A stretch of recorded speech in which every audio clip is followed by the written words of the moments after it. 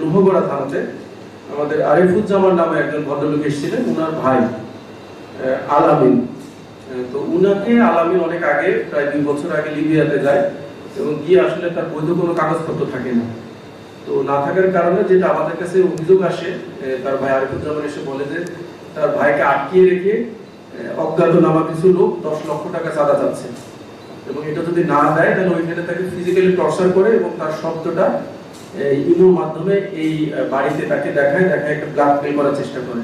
তো অভিযোগটা পেয়ে আমরা একটা মামলা নিই, মানব পাচার আইনে একটা মামলা নেওয়ার পরে আমরা খোঁজ খবর নিয়ে দেখি যে আমাদের বাদী আমাদের 2টা সিমে মানে 2টা বিকাশের মাধ্যমে তাদের চাহিত 10 লক্ষ টাকা বিকাশের মাধ্যমে তাদেরকে প্রেরণ করেছে।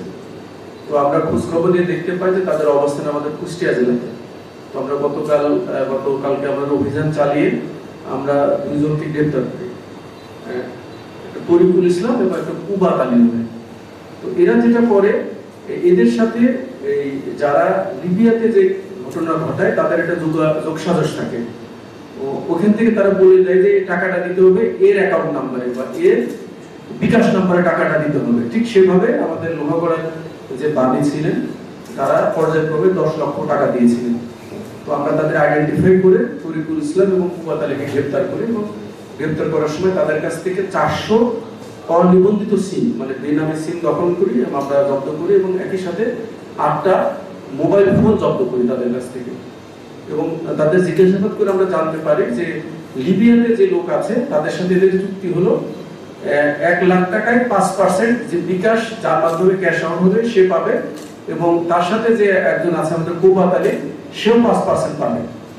বাট এই কুবাত আলীর সাথে সরাসরি আবার লিবিয়ার সাথে যোগাযোগ থাকে বিধায় সে আরো অতিরিক্ত 5% বেশি পাবে। তো তারা আমাদের কাছে স্বীকার করেছে এবং আমরা বাকি যে আসামিগুলো আছে আমরা ধরার চেষ্টা করে যাচ্ছি এবং আমরা সন্ধান পেয়েছি যে ওদের একটা গ্রুপ দেশে এসেছে, বাট এখন আমরা তাদের টেস্ট করতে পারি না, বাট আমরা তাদের গ্রেপ্তার করার জন্য আমরা চেষ্টা করেছি। এবং সুসংবাদ হলো যে আমরা যখন ধরার পরে আসলে আমাদের যে আটকে ছিল আমাদের লিবিয়াতে প্রবাসী সে ছাড়া পায়, বাট তার যেহেতু বৈধ কাগজপত্র না থাকার কারণে লিবিয়ার লোকাল পুলিশ তাকে হেফাজতে নেয় এবং সেই লোকাল পুলিশের হেফাজতে আছে। সবচেয়ে বড় কথা হলো যে সে সুস্থ আছে এবং তার প্রাণ যাওয়ার আর সম্ভাবনা নেই।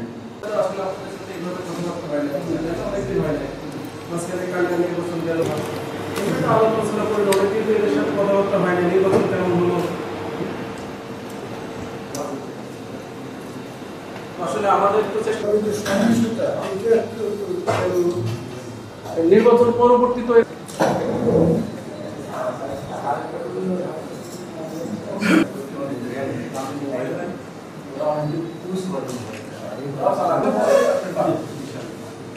সময় লাগবে।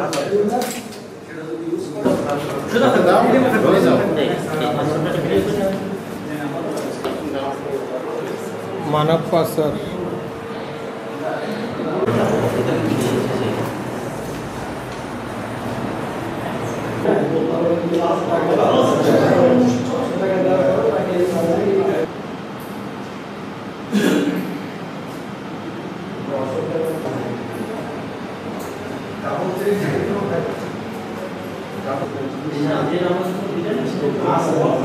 Gracias.